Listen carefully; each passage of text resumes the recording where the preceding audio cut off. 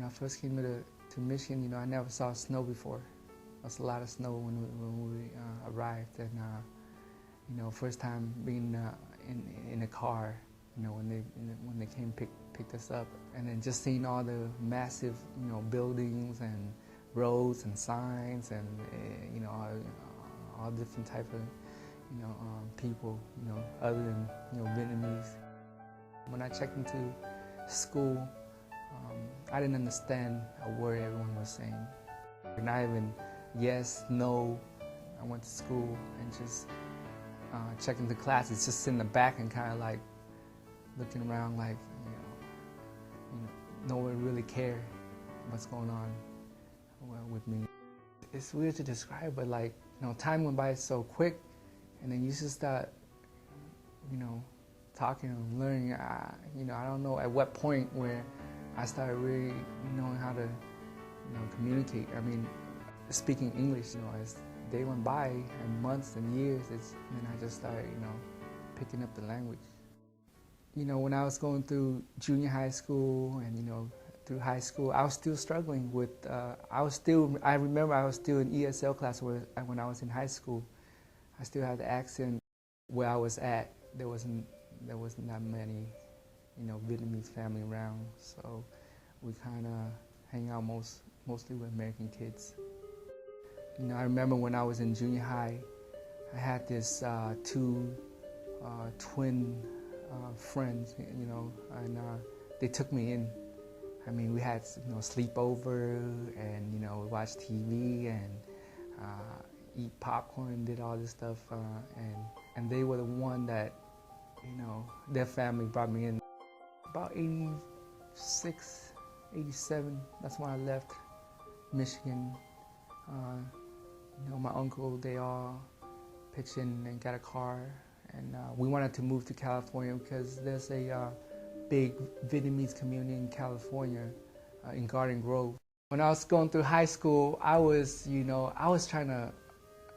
at that time I was trying to fit in, you know, trying to, you know, speak proper English, trying to get, you know, make a lot of friends. You know, at that time I was still kind of nerdy looking, and, you know, a lot of people didn't really like to hang out with me because, you know, I had an accent. You know, I still dressed kind of weird because we didn't have a lot of money neither. We were on welfare, and so we had a lot of old clothes that we wear. So I didn't know what I wanted to do, but all I knew was, you know, try my best to, you know, to make more friends. You know, trying to be that popular kid in school. That's more I was focused in high school. I went to high school in Santa Ana.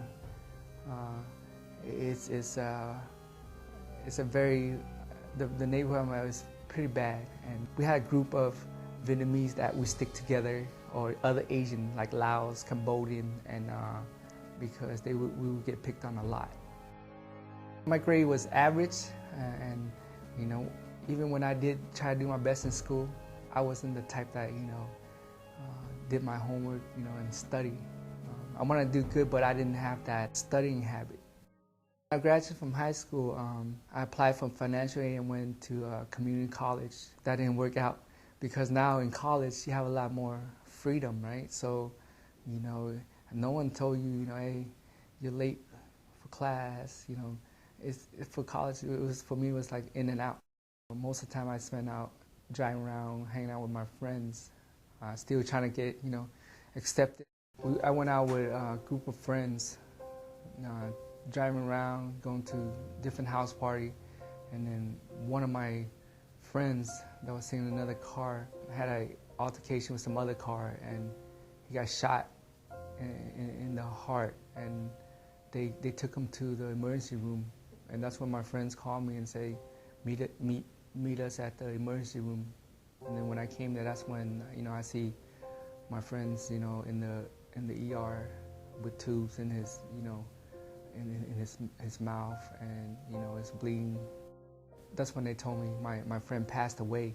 You know, I was going in shock because, like, yeah, that's one of my best friends, and he was pretty young too. That's when I decided, you know, I got to do something different and hang out with different people.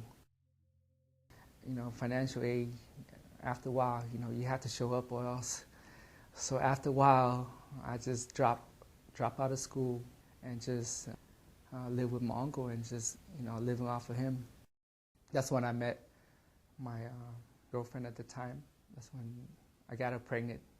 I moved in with her family, and that was in Temecula. I knew that if I go up there, it's less crime and less bad kids to hang out with. Luckily, her dad, let me move up there. But then, I found out the only reason why he let me go up there was I had to get married with her. I had to marry her. I was young, so I wanted to get away, and I was in love, so I was like, okay, let's get married.